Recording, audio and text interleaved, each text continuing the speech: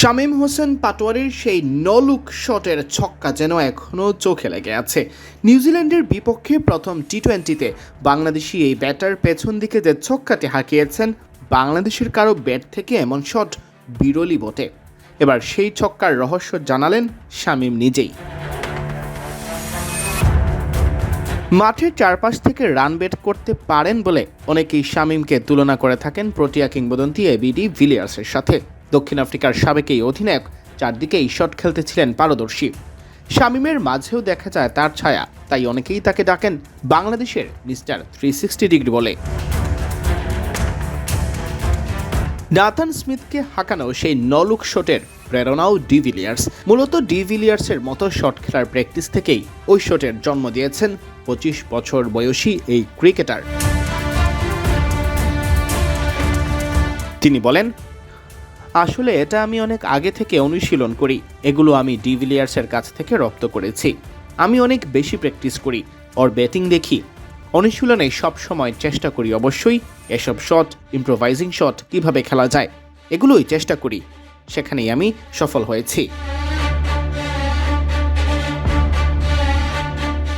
নিউজিল্যান্ডের বিপক্ষে প্রথম টি-20-তে 6 উইকেট ও 12 বল হাতে রেখে 183 রান সফলভাবে তাড়া করে বাংলাদেশ। তাতে বড় কৃতিত্ব ছিল শামীমের। দলীয় 134 রানে দারুণ খেলতে থাকা ব্যাটার পারভেজ হোসেন ইমন বিদায় নিলে তাওহিদ হৃদয়কে দারুণ সঙ্গ দেন শামীম। রানের গতি তো কমতেই দেননি, বরং আরও চড়াও হন কিউই বোলারদের ওপর। ব্যাট হাতে টাইগারদের শুরু ভালো না হলেও শেষ পর্যন্ত এমন দাপুটে জয় সম্ভব হয় শামীমের সেই ক্যামিওতে। মাত্র 13 বল মোকাবেলা করে 3টি 4 ও 2টি ছক্কা হাঁকানেই অলরাউন্ডার। রান করেন 31, অপরাজিত থেকে জয় নিয়েই মাঠ ছাড়েন। দৃষ্টিনন্দন সেই ইনিংসের স্ট্রাইক রেট ছিল 238.46।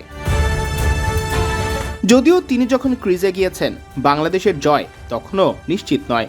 চাপের মুখে ফিনিশিংয়ের কঠিন কাজটার রহস্য তাহলে কি খোলাসা করেছেন শামীম নিজেই। তিনি বলেন, আসলে আমি যখনই ক্রিজে চাই সবসময় ইতিবাচক থাকার চেষ্টা করি। ওই সময় রানও দরকার ছিল, আর আমি আমার শক্তির জায়গায় বিশ্বাস রেখেছি। আমি আমার শক্তিতে ভরসা রেখেছি, কাজ করেছি, ওখানেই সফল হয়েছি। বৃষ্টির কারণে নিউজিল্যান্ডের বিপক্ষে দ্বিতীয় টি-20 ম্যাচ পরিত্যক্ত হয়েছে।